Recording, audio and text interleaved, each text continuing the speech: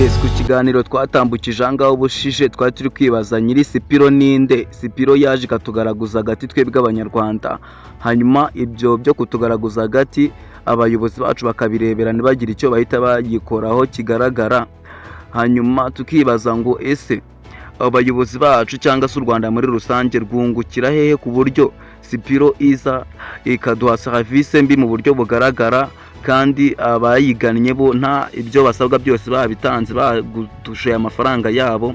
Ibyo abayobozi bakabirebera. Urugero naguha n'ukuntu umumotari ajyaga kugura batiri akayigura 2450, iyo batiri igahita yipakurura ako kanya akongera akashyiraho andi mafaranga.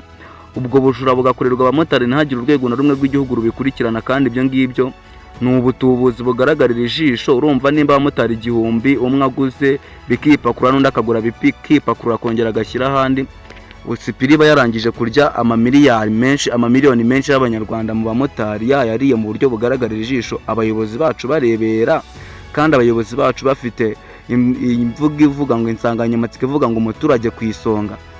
Ibyo rero twahise twibaza ngo nimba Sipiro atari y'umunyarwanda, kuko twabonye ari y'umuhinde witwa Barman Kaushiki, turibaza ngo u Rwanda rwaba rwungukira he kugira ngo Sipiro ikore ibyo byose, uretse no kubaho u Rwanda rwahita ruyihagurukira rukayishushubikana.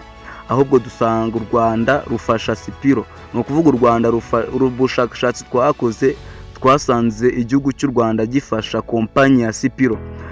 U Rwanda rufasha kompanyi ya Sipiro gute rero? Ntabwo u Rwanda rufata amafaranga ngo ruhereze kompanyi ya Sipiro, ahubwo u Rwanda rwakuriyeho imisoro Sipiro rurayigabanya ku kigereranyo cyo hejuru cyane.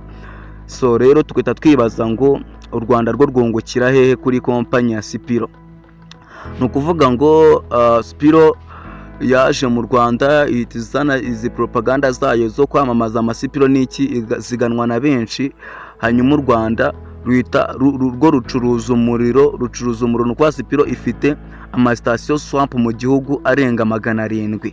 Hariya ugenda umuriro washijemo ugiye gufata indi batiri irimo umuriro, hari abahita kuri sitasiyo swap, bafite izira sitasiyo zigera muri 700 mu turere 30 tugize igihugu cy'u Rwanda.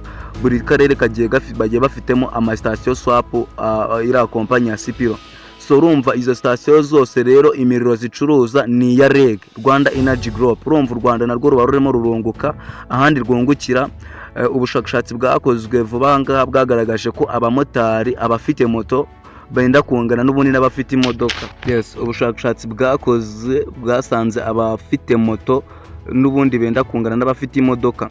Urumva rero abamotari benshi bakoresheje umuriro w'amashanyarazi, moto z'umuriro w'amashanyarazi, amafaranga menshi cyane yagurwaga igitoro hanze cyangwa ama essence hanze, yakoreshwaga hatumizwa essence hanze zizashyirwa muri izo moto, yahita akoreshwa ibindi akaguma mu gihugu nasohoke ngo ajye hanze y'igihugu, kubera yuko abamotari benshi baba bayobotse za moto zikoresha amashanyarazi. Ibyo nabyo u Rwanda rukabyungukiraho muri ubwo buryo, nyine rukaba rwungukiye kuri iyo kompanyi ya Sipiro muri ubwo buryo.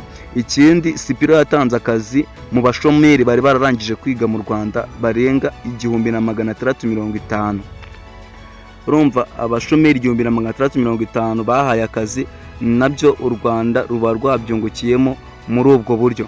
Ikindi, bari gutangaza yuko abo bakozi bazakomeza kubazamura bakageza ku 3000. 3000 by'abakozi urumva ni benshi cyane. Hanyuma nubwo twebwe nk'abamotari tuvuga ngo baduha serivisi mbi, u Rwanda rurebera cyangwa abayobozi bacu barebera, abayobozi bacu baba babikurikiranye, ahubwo nuko batabidutangariza ko babakebuye, kubera yuko nko ku kijyanye nka kuriya batugurishaga amabatiri agahita yipakurura tukongera tugashyiraho amafaranga.